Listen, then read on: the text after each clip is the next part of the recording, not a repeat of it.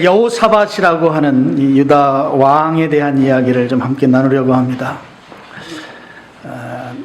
남북으로 이렇게 갈려져 있었습니다. 고대 이스라엘이. 우리나라가 지금 현재 남북으로 갈려 있기 때문에 조금은 우리가 성경을 이해하는 데 도움이 되는 그런 정세입니다.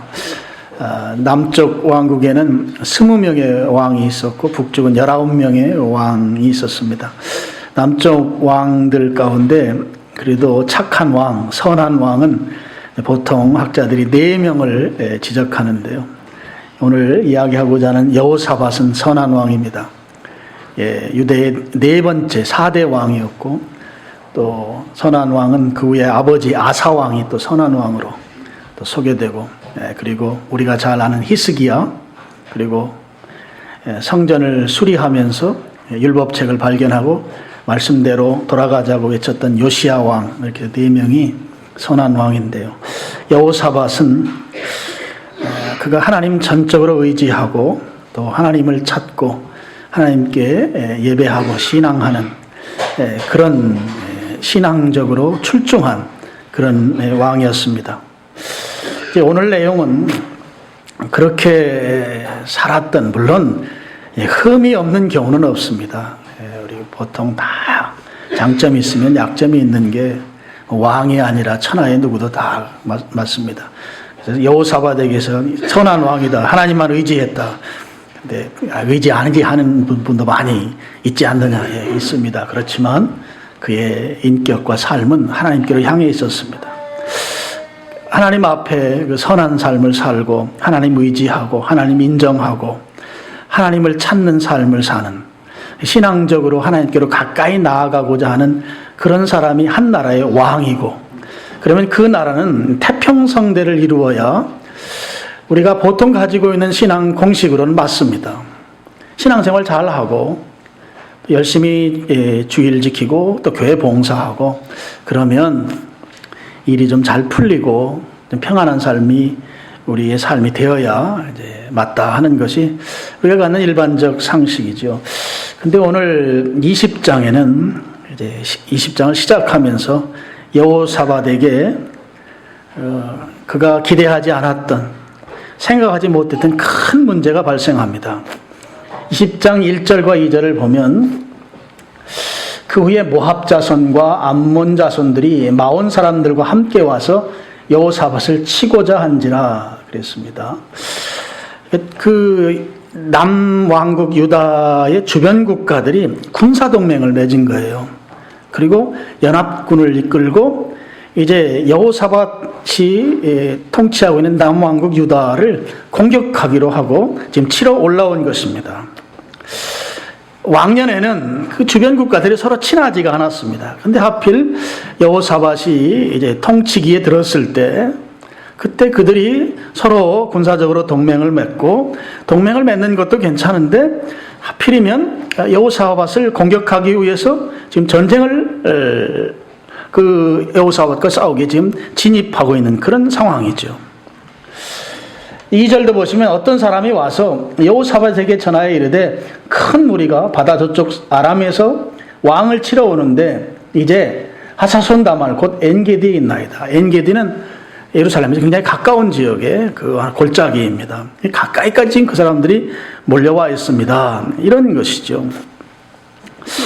제가 이제 처음에 모두에 말씀드린 대로 그 신앙적으로 괜찮게 살면 또 주님 의지하고 신앙적 삶을 사는 자에게는 평탄한 삶이 주어져야 된다고 하는 것이 우리의 신앙의 일반적 관념인데, 근데 지금 그렇게 괜찮게 사는 여호사밧에게 이제 문제가 생겨도 이게 연합군을 이루고 그들이 동시에 여호사밧을 공격하기 위해서 전쟁을 일으키고 지금 공격해 오고 있다 하는 거죠.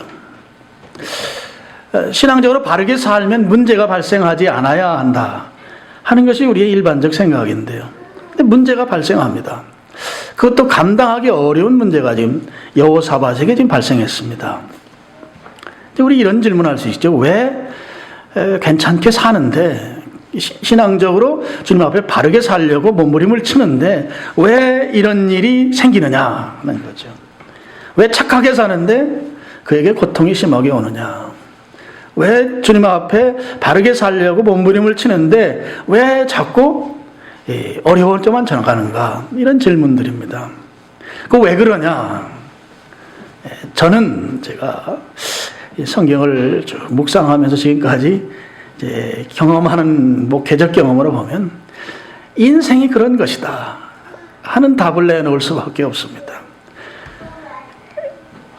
괜찮게 살고 신앙적으로 바르게 사는데도 불구하고 어려움이 오는 것은 우리 인생이라고 하는 것 자체가 그런 것이다. 살다 보면 괜찮을 것 같아요. 더하기 빼기를 해보니까 맞아떨어져요. 괜찮아요. 그런데 나중에 보면 부족해지는 게 인생이다. 계산해보면 맞아야 되는데 안 맞는 것이죠. 살다 보면 정직하게 사는 자가 좀 손을 높이 들고 승리의 그 계가를 불러야 되는데 정직한 자는 오히려 더 어려워지고 불법을 행하고 좀 세상적으로 악하게 사는 사람들이 폼 잡는 세상. 왜 그런가? 인생이라는 게 그런 거다. 열심히 운동하고 열심히 자기 관리하는데 좀 악하게 사는 사람은 건강해 보이는데 선하게 사는 나는 질병으로 고통을 당한다. 왜 그러는가? 인생이라고 하는 것이 원래 그런 것이다. 우리 집사님 가운데 한 분이 그런 얘기를 저한테 한 적이 있어요. 성실하게 살면 30세 때 밥은 제대로 먹을 줄 알았다. 성실하게. 아침에 출근하고 저녁에 퇴근하고 열심히 내가 직장 생활하고 사업하면 내가 가정 건사하는 것은 문제가 없을 줄 알았다. 근데 그것도 안 된다. 그런 이야기를 저에게 어느 집사님이 한 적이 있습니다. 왜 그런가? 우리가 살고 있는 이 세상이 불완전합니다.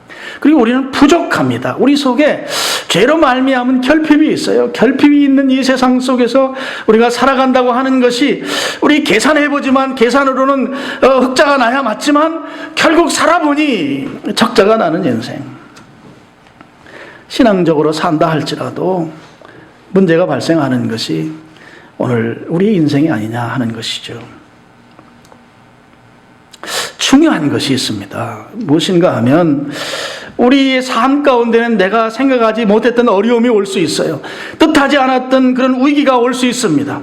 그럼 그 위기 상황에서 그것을 어떻게 극복하느냐 하는 것이 그리스도인에게서 이게 중요한 부분입니다.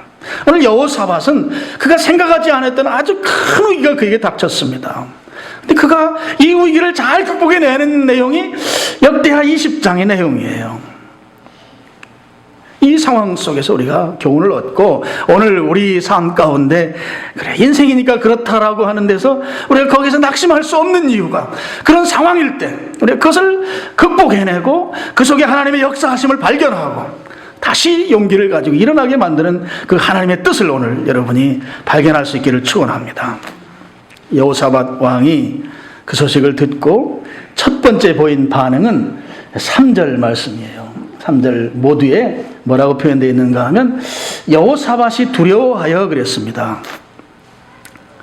여러분 이 글자를 딱 읽어보면 여호사밧답지 않죠. 믿음이 좋은 사람이었어요.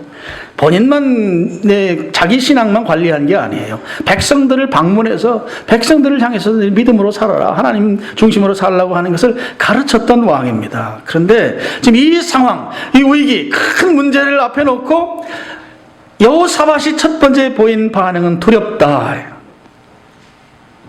연합군이 공격해온다고 하는 이 소식을 듣고 그것도 아주 가까이까지 왔다고 하는 지금 문제가 지금 바로 코앞에 닥친 이 상황에서 여호사밧이 보인 반응은 두려워하는 반응이다 하는 거죠. 이런 것을 우리가 좀 생각해야 합니다. 여러분 믿음이 좋다 해서 그 믿음 좋은 대로 우리가 그 믿음의 반응을 보이느냐? 그렇지 않을 수 있다 하는 것이죠. 이 목사면 그래도 여러분이 생각할 때 믿음이 조금은 좋다고 여러분 생각할 수 있지 않겠습니까? 여러분보다 더 초라한 모습을 보일 수도 있다는 거죠.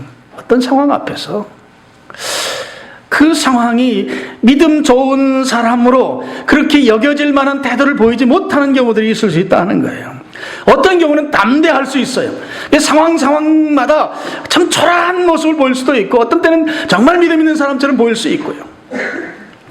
우리 그리스도인들이라 할지라도, 신앙 안에 있는 사람들이라 할지라도, 그냥 그 상황에서 모두가 다 담대한 그런 믿음의 모습만을 다 드러내지 못하는 것이 오늘 우리의 모습일 수 있다 하는 것입니다. 어떤 경우에는 정말 믿음 없는 모습을 보여서 스스로도 실망하고 주변에도 실망을 줄 수 있고, 어떤 경우에는 정말 믿음이 위대하다, 도전이 되고 믿음을 본받고 싶은 그런 모습을 보이는 경우도 있고.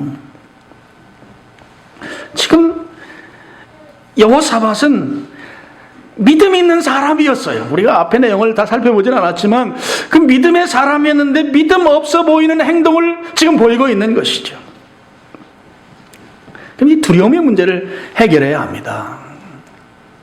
믿음 없는 태도를 보이는 그것을 해결하려면 결국은 연합군을 이루어서 군사적인 동맹을 맺고 공격해오는 그들을 물리치는 것이 이 두려움의 문제를 해결할 수 있는 것이죠.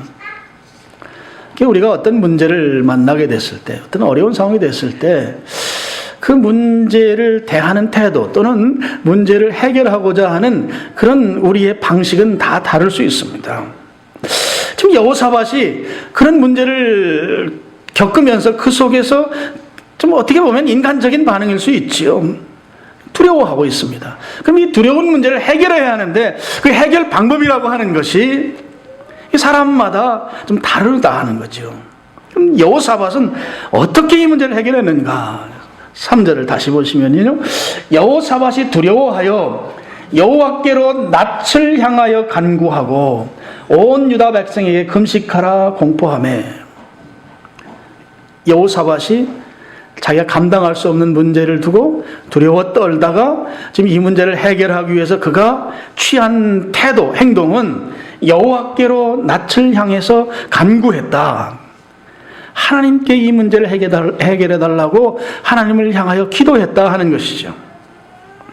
여러분, 지금 위기를 만났을 때 지금 여호사밧이 만약에 나라면 우리가 해결해 볼 수 있는, 우리가 상정해 놓을 수 있는 이 문제 해결 방법은 우선은 군사적 대응입니다.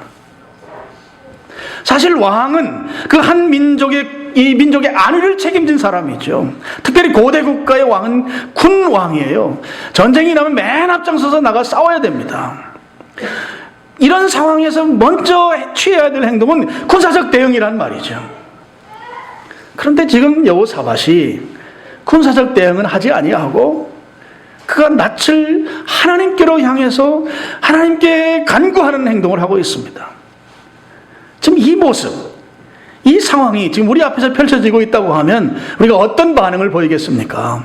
지금 코앞에까지 적군들이 연합군을 이루어 쳐들어왔어요. 그런데 왕이라는 사람이 전쟁으로 군사적으로 대응할 생각을 하지 아니하고 하나님께로 나아가서 하나님께 기도하고 있다. 이건 지도자가 아니죠. 정신 나간 사람이죠. 아마 대부분의 사람이 그렇게 생각할 거예요. 군사적으로 대응해야 맞습니다. 여러분, 그렇다고 해서 지금 이 유다의 군사력이 별 볼 일 없느냐? 그렇지 않아요. 여러분, 역대상 17장 13절로 17절까지 내용을 보면, 제가 읽지는 않겠습니다만 거기에 보면 군사 숫자가 얼마인가 하면 116만 명이에요. 군대의 장군이 5명이에요. 5명의 장군 휘하에 116만 명의 군사력을 보유한 막강한 군사력을 가지고 있는 유다예요. 그러면 한번 해볼 수 있지 않겠습니까? 여러분, 116만 명이 우리 남한의 지금 현재 현역 군인의 숫자가 제가 알기로 70만이 지금 안 되는 거로 알고 있어요. 어마어마한 군사력입니다. 근데 여호사밧은 그 군대로 대응하는 것을 내려놓고 오직 하나님께로 향한 것이죠. 여러분, 어떤 위기 상황, 문제가 발생했을 때 그 문제를 대응하는 방식이 다를 수 있다 하는 거예요. 우리 신자들도 다를 수 있습니다. 여호사밧이 지금 취하고 있는 이 행동이라고 하는 것은 지금 도무지 이해가 가지 않는 행동을 지금 이 사람이 하고 있는 거예요. 어찌 지금 이 큰 위기가, 잘못하면 죽을 수도 있고 멸망당할 수밖에 없는 이런 위기 상황에서 116만 명이라고 하는 어마어마한 군사력을 앞에 놓고 그들을 그냥 놔두고 여호와께로 낯을 향하여 기도하느냐? 일반적으로 말하면 정신 나간 사람이죠. 죽으려고, 우리 시쳇말로 환장한 사람이 아니면 이렇게 하지 않을 것입니다. 여러분, 낯을 3절에 낯은 얼굴이죠. 얼굴을 여호와께로 향해서 간구한다고 하는, 하나님께로 향했다고 하는 말씀은 다른 것은 다 포기했다는 의미를 담고 있습니다.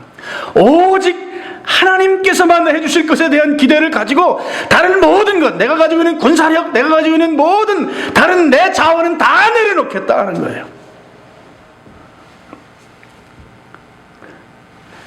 위기 상황은 우리가 사는 인생이기에 믿음이 좋든 나쁘든 온다. 그게 인생이다. 그럼 이 위기 상황이 되었을 때 그 위기 상황에 대응하는 것은 다르다.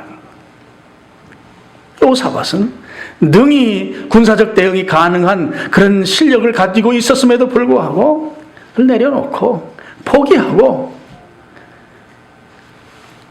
외적들이 침입해서 우리를 죽이면 죽기로 결심한 것과 마찬가지 선택을 한 거예요. 그리고 하나님께로 향했습니다. 여러분, 이것을 우리가 오늘 본받아야 될 줄로 믿습니다.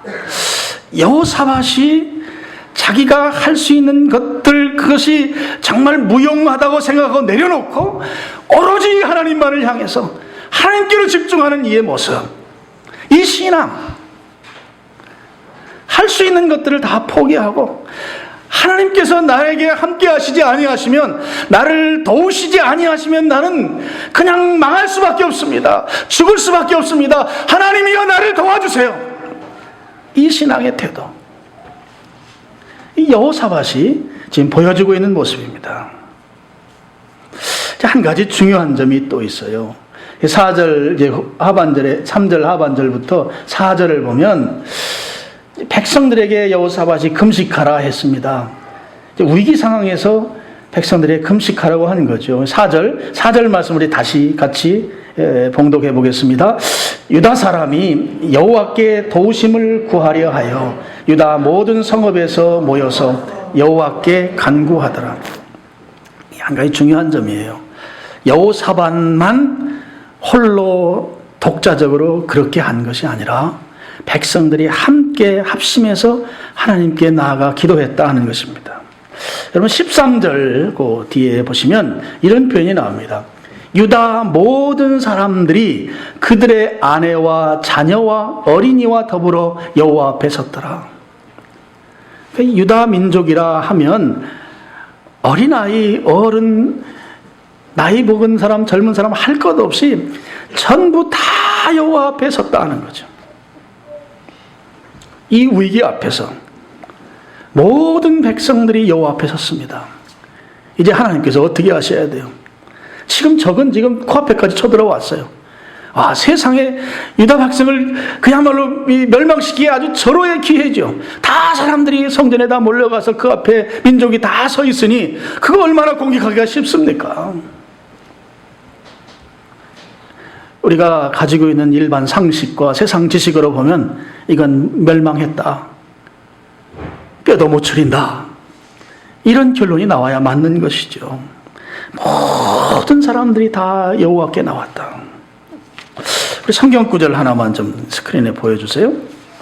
여러분이 합심해서 함께 주님께 나아가는 것이 얼마나 중요한가 하는 것을 알려주는 성경 말씀, 마태복음 18장 19절 우리 같이 스크린 보고 읽어보겠습니다. 시작. 하늘에 계신 내 아버지께서 그들을 위하여 이루게 하시고. 여러분이 잘하는 말씀인데요, 정말 놀라운 진리가 여기에 있어요.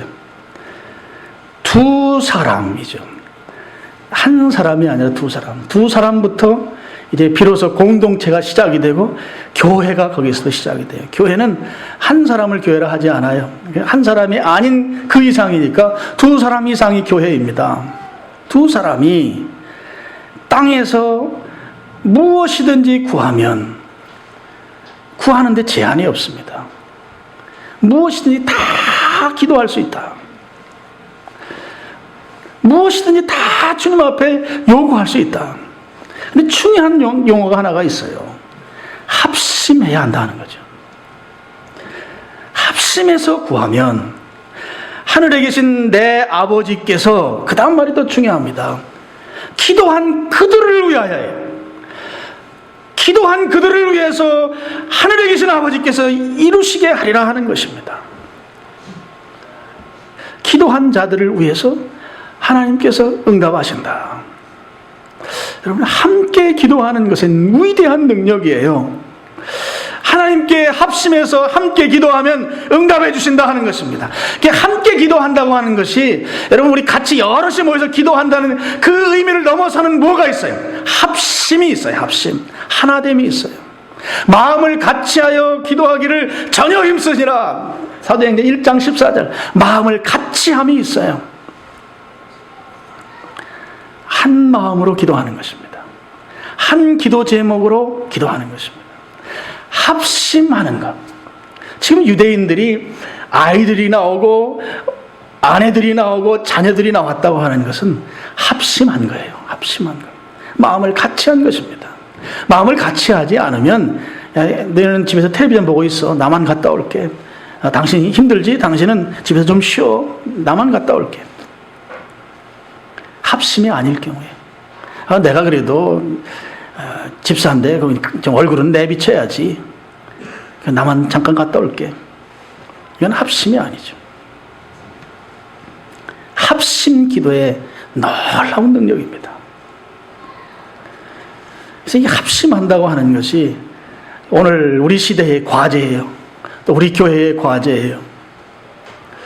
여러분, 형제가 어려움을 당할 때, 형제가 아픔을 느낄 때, 그 아픔, 그 어려움이 그 당하는 자만큼은 아닐지라도 거기에 동의가 되고 동정이 돼야 되는 것이죠.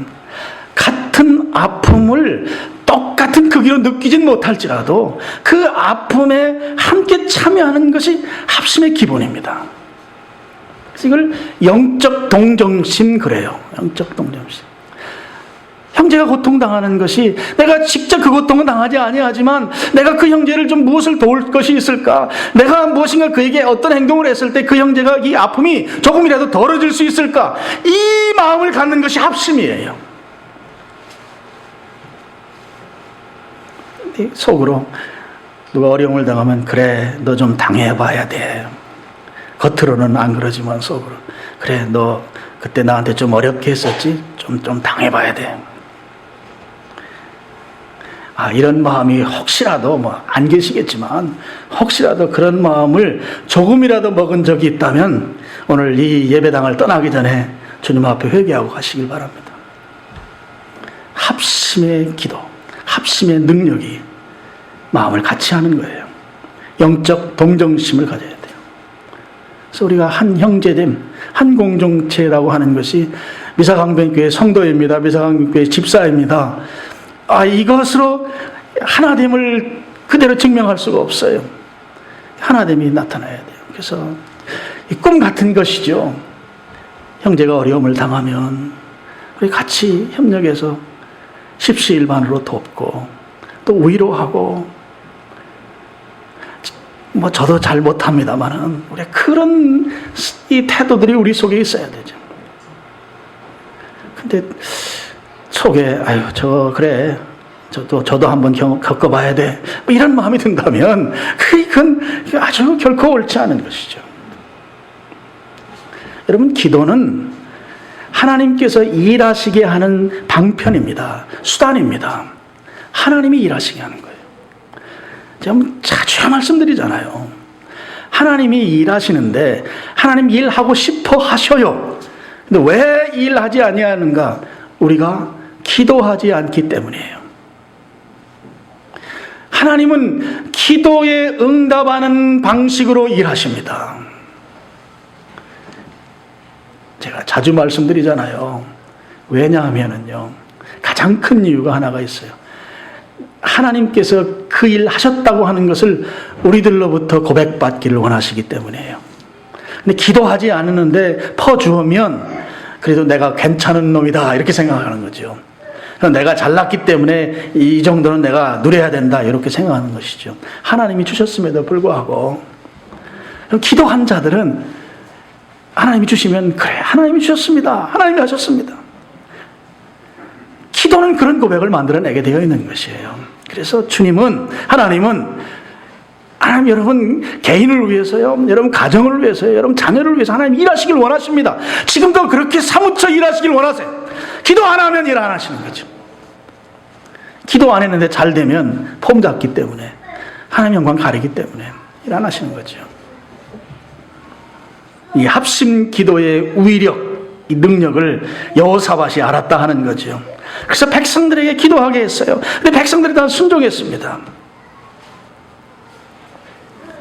기도의 능력 앞에 그들이 다 몰려 나온 것입니다. 우리 이제 예배당 건축 지금 진행 중이잖아요. 이제 다음 달이면 우리가 그곳에 가서 참 감격스러운 예배를 드리게 될 것입니다. 제가 이제 토요일 날, 이제 주일 오늘 제가 집에 들어갔어요. 거의 1시 넘어서 여기 교회에 있다가 갔는데 그 생각이 드는 거예요. 참 감사하다. 오늘 아침에도 교회 나오는데 참 감사하다. 뭐가 감사한가 하면 여러분들이 감사한 거예요. 여러분들이. 제가 이게 빈말로 하는 게 아니에요. 여러분 이 자리에 지금 이렇게 앉아서 예배 드려주는 것만 해도 저는 너무 감사해요. 여러분 아시겠지만 빈자리가 많이 생겼어요. 제가 숫자를 이야기하면 깜짝 놀랄 만큼 예배당 건축이 본격적으로 진행되면서 예배 출석 안 하고 계세요. 근데 지금 여러분은 굳굳하게 의자리에 여러분 앉아 계신 거예요. 앉아 계셔 주신 것만 해도 감사해요. 그리고 여러분 천일 기도며 또 릴레이 기도며 또 여러분 기회 될 때마다 교회당 건축을 위해서 기도하고 앞에서 누군가가 대표로 기도하면 여러분 아멘하고 여러분 함께 합심해서 그 기도에 참여해 준 게 감사한 거예요. 이 기도와 이 신앙적 헌신이 없었으면 어찌 우리 교회가 저 예배당에 우리가 입당할 수 있겠습니까? 그걸 생각하니 너무너무 여러분이 고맙고 감사해요. 저 빈말이 아니에요. 그냥 드리는 말이에요. 정말 감사해요. 이렇게 무지렁이 같은 목사를 이 강단에 세우고 이 일을 맡겼는데 성도들이 이렇게 합심해서 기도하고 참여하고 그런 성도들과 함께 이 일을 하게 한 것이 감사한 거예요. 저같이 무자격자 같은 자를 하나님이 쓰시는 게 감사하고 너무너무 감사해요. 정말 감사해요. 여러분이 우리가 한 마음 합심하지 않았으면 이 일은 불가능합니다. 제가 단언컨대 불가능한 일을 하나님이 지금 이루어 가시는 것이죠. 합심했기 때문인 줄로 저는 믿습니다. 여러분 여호사밧이 백성들과 함께 간구했을 때 하나님이 이제 드디어 일하시기 시작하는 거죠. 그럼 15절 말씀 한번 보시죠. 이제 기도 응답이 이제 이렇게 나옵니다. 15절. 하사엘이 이르되, 하사엘은 이제 선지자죠. 온 유다와 예루살렘 주민과 여호사밧 왕이여 들을지어다. 여호와께서 이같이 너희에게 말씀하시기를 너희는 이 큰 무리로 말미암아 두려워하거나 놀라지 말라. 하나님이 지금 그들이 하나님 앞에 와서 합심으로 기도드렸더니 그 응답 첫 마디가 두려워하지 말아라 이것입니다. 그러면서 중요한 말을 하나 하죠. 이 전쟁은 너희에게 속한 것이 아니요 하나님께 속한 것이다. 내가 싸워줄 것이다 이거예요. 두려워할 거 없어. 내가 할 거야. 내가 하나님께서 그들이 하나님 앞에 합심해서 기도하고 낯을 여호와를 향하여 구했더니 하나님의 응답이 나오기를 전쟁은 너희가 할 것이 아니고 내가 할 거니까 두려워하지 말라, 놀라지 말라 하는 것이죠. 하나님이 싸워주신다는 거예요. 지금 두려워하고 있는데 하나님이 다 하시겠다는 거예요. 16절, 17절은 얼마나 이 말씀이 통쾌하기까지 한지 모르겠어요. 16절 내일 너희는 그들에게로 내려가라. 그들이 연합군으로 공격하고 있는 사람들에게로 가라는 것이죠. 그들이 시스 고개로 올라올 때에 너희가 골짜기 어기 여루엘 들 앞에서 그들을 만나려니와. 지금 하나님의 말씀이 이 연합군, 이 적군들하고 맞닥뜨리라는 거예요. 내려가서. 이게 큰일 났잖아요. 근데 보세요. 17절. 이 전쟁에는 너희가 싸울 것이 없나니 대열을 이루고 서서 너희와 함께한 여호와가 구원하는 것을 봐라. 이렇게 돼 있어요. 전쟁 구경하라는 거예요. 싸움 구경하라는 거예요. 줄 맞춰서 어떻게 싸우는지 그냥 구경해봐라 하는 거죠. 제일 재밌는 게 싸움 구경이라 하더라고요. 하나님께서 구경시키려고 전장으로 지금 내보낸 것입니다. 아, 얼마나 멋진 이 상황입니까? 우리 주님은 우리를 역전승하게 하시는 하나님이세요. 지금은 패한 것 같고 지금은 실패한 것 같지만 조금만 인내하십시오. 기다리면, 조금만 인내하면 역전승하게 하시는 그 하나님을 보게 될 줄로 믿습니다. 구경시키시는 하나님, 하나님이 직접 싸우시고 당사자인 우리는 그 싸움의 광경을 보게 하시는 하나님이시다. 여러분, 이렇게 기도 응답을 받은 여호사밧이 어떤 태도를 취하는가? 기도하고 응답받은 후에 여호사밧이 취하는 태도가 18절에 나옵니다. 여호사밧이 몸을 굽혀 얼굴을 땅에 대니 온 유다와 예루살렘 주민들도 여호와 앞에 엎드려 여호와를 경배하고, 모든 유다 왕을 포함한 백성들이 하나님을 경배한다. 얼굴을 땅에 대고, 땅에 대는 행위는 예배 행위거든요. 땅에 대는 행위는 기도 행위예요. 땅에 대는 행위는 순종 행위예요. 이 세 가지 의미를 갖고 있어요. 땅에 얼굴 대는 것이. 그들이 하나님 앞에 경배했다 이거예요. 예배했다는 것입니다. 19절도 보시죠. 19절은 같이 읽어보겠습니다. 시작. 그핫 자손과 고라 자손에게 속한 레위 사람들은 서서 심히 큰 소리로 이스라엘 하나님 여호와를 찬송하니라. 경배와 찬송, 이걸 한마디로 하면 예배. 기도 응답 받고 아직 전쟁 시작 안 했어요. 하나님이 응답 주시니까 이스라엘 민족이 그 다음 반응을 보인 것은 예배로 반응한 거예요. 저는 우리 성도들이 이 반응으로 주 앞에 나가기를 축복합니다. 우리 거기까지 좀 살펴봐야 합니다. 하나님 그럼 어떻게 이 연합군으로 침공해온 사람들을 어떻게 물리치는가? 23절로 가보시면 곧 암몬과 모압 자손이 일어나 세일산 주민들을 쳐서 진멸하고 세일 주민들을 멸한 후에는 그들이 서로 쳐 죽였더라. 여호와 하나님이 그 하얀 도포를 입고 흰 수염을 휘날리면서 하늘에서 내려와서 그들을 탁 칼로 친 거 아니라 하나님이 싸우시는데 어떻게 싸우는가 하면 자중질환이 일어나게 한 거예요. 자기들끼리 서로 죽이는 거예요. 그 속에 어떤 그 서로 반목의 그 불씨가 생겼는지는 모르지만 서로가 서로를 죽이는 일이 일어났습니다. 서로가 서로를 싸워서 지금 적군으로 있는 유다는 구경하고 있고 자기들끼리 싸움이 난 거예요. 난리가 난 것입니다. 서로가 서로를 죽이고 있어요. 근데 어디까지 갔는가? 24절. 유다 사람이 들 망대에 이르러 그 무리를 본즉, 싸움 구경하다가 이 사람들이 어떻게 됐는가? 망대에 올라가 보았어요. 땅에 엎드러진 시체들 뿐이요 한 사람도 피한 자가 없더라. 무슨 얘기예요? 자기들끼리 싸워서 다 죽었다는 거잖아요. 근데 한 사람은 남아야 되잖아요. 한 사람은 최종 승리자. 근데 아마 마지막 두 장소가 서로 칼로 같이 찔렀는지 모르겠어요. 그 생각이 들어요. 같이 찌르고 같이 죽고 한 사람도 없이 완전히 다 망한 것입니다. 여러분, 하나님의 일하심의 특징이에요. 하나님께서 일하시면 하나님이 일하신 것처럼 일하십니다. 따라해 봅시다. 하나님이 일하시면 하나님이 일하신 것처럼 일하신다. 한 사람도 남지 않았습니다. 이제 여호사밧이 할 일이 뭐겠어요? 전리품 수습하는 거예요. 25절에 나와요. 여호사밧과 그의 백성이 가서 적군의 물건을 탈취할세 본즉 그 가운데에 재물과 의복과 보물이 많이 있으므로 각기 탈취하는데 그 물건이 너무 많아 능히 가져갈 수 없을 만큼 많으므로 사흘 동안에 거둬들이고, 이 사람들이 전쟁터에 나오면서 자기 가지고 있던 금은 보화를 다 한쪽에 차고 나왔던 것 같아요.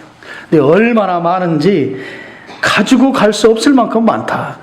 여러분, 이 유다의 군대가 116만 명인데 거기에 이제 어린아이들까지 다 나왔다고 치면 이 사람들이 이 군사의 숫자는 상상할 수 없는 것이죠. 그들이 온갖 그 보물, 그 전리품들, 의복이며 뭐 재물 이런 걸 얼마나 많이 가지고 나왔으면 3일 동안이나 그것을 취해야 될 만큼 많이 가지고 왔는가. 여호사밧이 하나님이 다 싸워주시고, 이제 여호사밧에게 있는 일은 전리품 수습하는 일이에요. 그것도 하루에 아니고, 여러분, 영적 원리가 하나가 있는데요. 심은 대로 거두는 원리가 있고요. 이게 하나의 원리입니다. 영적 원리. 또 하나의 원리는 심지 않은 데서 거두시게 하는 원리가 있어요. 이게 서로 모순되지 않아요.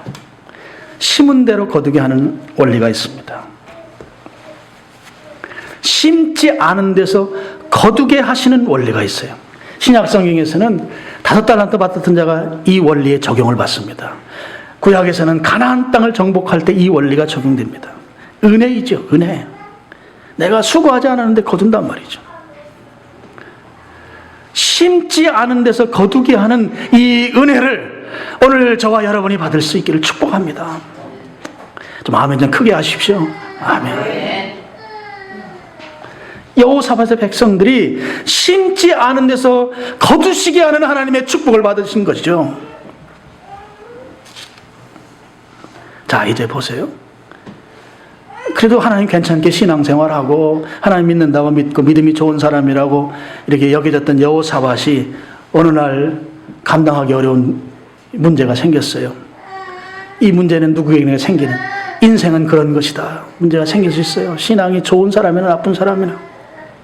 그 위기가 닥쳤을 때 그 위기를 어떻게 해결하는가. 여호사밧은 하나님께로 얼굴을 향해서 간구하고 합심해서 백성과 함께 기도했습니다.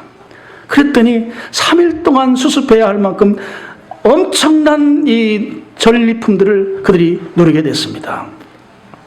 자, 이제 그들에게 이 문제가 생겼던 이유를 알게 됐잖아요. 왜 그 적군들이 그들에게 공격해 온 거예요? 믿음이 좋은 이 사람들에게. 그래서 여러분, 우리가 문제가 발생하고 어려움이 생긴 것은 그 문제의 현장 속에 있을 땐 잘 깨달을 수 없어요. 왜 나에게 이런 일이 생긴 것이지? 왜 내가 이런 고난을 당해야 해? 왜 나 그래도 산다고 사는데, 신앙적으로 산다고 살고 직분자를 감당하며 사는데 왜 내가 이렇게 어려워야 되는가? 그 문제 가운데서는 잘 모르지만 우리 신앙적 교훈은 지나고 나면 알아요. 지나고 나면 깨닫게 되어 있어요. 지나고 나면 분명한 메시지가 그 속에 있습니다. 이스라엘 민족 지났습니다. 심지 않은 데서 거두게 하시는 하나님을 경험한 것이죠. 하나님이 우리와 함께 하신다. 제가 지난번에도 말씀드렸지만 우리가 가지고 있는 문제라든지 어떤 그 어려움이라든지 이런 것은 문제는 문제가 아니에요. 어려움은 어려움이 아니에요. 신자들에게는 그것은 하나님의 가까이 와라. 내가 지금 크고 작은 문제들이 우리를 갖고 있는데 좀 크다고 여겨지는 건 빨리 와라. 조금 여러분이 적다고 느끼면 그냥 와라. 주님이 오라는 신호예요. 문제가 아니죠. 그래서 주님께 가까이 오기를 원하시는, 그 가까이 갔을 때 경험하는 그 체험들을 나눠주시기 위한 목적이 우리에게 문제인 거예요.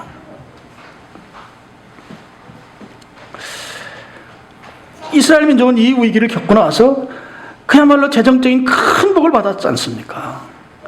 하나님이 이렇게 일하신다고 하는 그들이 경험했지 않습니까? 그렇게 이 경험들을 하고 이제 여호사밧이 이 은혜를 경험한 후에 한 행동을 오늘 결론으로 좀 보겠습니다. 여러분, 우리가 어떤 행동을 했는데, 어떤 행위를 했는데 그 행위의 결과가 좋아요. 그러면 우리는 그 행위를 반복하려는 습성이 있습니다. 이걸 이제 학습 효과라 그래요. 예를 들면 이런 거죠. 여러분, 아이들이 이제 절을 하면 어른들이 돈을 줘요. 주로 이제 명절 때 하잖아요. 근데 그 어느 집 아이는 그냥 절만 하면 식구들이 다 돈을 줘요. 한 번, 두 번 받다 보면, 이런 행동을 하면 사람들이 나에게 돈을 주는구나. 학습됐어요. 그러면 나에게 돈 주는 사람에게만 찾아다녀요. 그 앞에 가서 무조건 절해요. 왜? 자에게 돈을 주니까. 이게 학습 효과예요. 신앙적으로도. 내가 이렇게 신앙생활 했더니 하나님께서 길을 열어주시고 복을 주시더라. 그럼 그렇게 하는 것이죠. 지금 여호사밧이 그 일을 반복하고 있어요. 무슨 일을 봐? 26절 보시죠. 넷째 날에 무리가 브라가 골짜기에 모여서 거기서 여호와를 송축한지라. 하나님을 찬양하고 경배했다는 것이죠. 그 다음에 28절도 보세요. 28절. 그들이 비파와 수금과 나팔을 합주하고 예루살렘에 이르러 여호와의 전에 나아가니라. 여호와의 전, 성전에 왜 가요? 구약으로 표현하면 제사를 드리기 위해서, 신약으로 표현하면 예배하기 위해서 가는 것이죠. 여러분, 여호사밧의 삶에 위기가 있든지 위기가 없든지 그가 보여줬던 행동은 예배의 삶이었어요. 예배로 주님께 나아가는 거였어요. 그래서 여러분, 굉장히 중요한 구절 하나만 더 보겠습니다. 앞에 19장 3절 4절. 그러나 왕에게 선한 일도 있으니 이는 왕이 아세라 목상들을 이 땅에서 없애고 마음을 기울여 하나님을 찾음이니이다. 4절. 여호사밧이 예루살렘에 살더니 다시 나가서 부엘세바에서부터 에브라임 산지까지 민간에 두루 다니며 그들의 조상들의 하나님 여호와께로 돌아오게 하고 하나님을 찾는 삶, 백성들도 하나님을 찾게 하는 삶을 평상시에 여호사밧이 왕으로서 그 역할을 감당했다 하는 것을 역대하 19장 3, 4절이 말씀해주고 있습니다. 무슨 말씀인가 하면 평상시에 어떻게 사느냐가 중요하다는 말씀이에요. 여호사밧은 평상시에 하나님을 찾는 삶을 살았어요. 그리고 백성들도 하나님을 찾는 삶을 살도록 독려했습니다. 그러니까 그 위기 상황에서 모든 백성이 다 여호와의 전으로 나와 합심해 기도했던 것이죠. 평상시의 삶이 중요해요. 평상시의 예배의 삶이 중요해요. 평상시에 어떻게 사느냐가 위기 상황에서도 그 삶을 재현할 수 있느냐 여부를 결정하기 때문입니다. 평상시에 내가 신앙의 길에 있을 때 위기 상황에서도 신앙의 길에 있을 수 있는 것이고, 평상시에 신앙의 자리에 있지 아니하면 위기 상황이 되면 신앙의 자리로 올 것 같지요? 그렇지 않아요. 그래서 여러분, 평소에 주일 지키는 거, 여러분 이렇게 예배에 나오시는 거, 이게 대단한 거예요. 이게 정말 복받을 것입니다. 예배 생활을 내가 신실하게 지켜나간다고 하는 것이 이게 그냥 볼 때는 별거 아닌 것 같지만 어떤 상황이 됐을 때, 어떤 위기 상황이 됐을 때 그 힘이라고 하는 건 놀라운 것이에요. 평소의 신앙생활. 그래서 우리가 주의를 잘 지키고 하나님께로 가까이 나아가는 삶을 꾸준하게 살아가는 것이, 우리는 인생이기 때문에 어려운 일이 와요. 믿음이 좋든 나쁘든 그 감당하기 힘들지도 모를 그런 일들까지 우리 앞에 올 수 있어요. 그럼 그런 상황일 때 평상시에 내가 어떻게 살았는가? 평상시가 위기 상황을 좌우합니다. 오늘 예배에 참여한 우리 성도님들께서 지금 현재 나의 신앙생활을 돌아보고 내가 주님 앞에 더 올곧은 신앙생활, 더 올곧은 예배생활, 저는 아주 목이 터져라고 외치는 거, 하나님이 기뻐 받으시는 예배 드리는 내 삶, 우리 교회가 돼야 된다.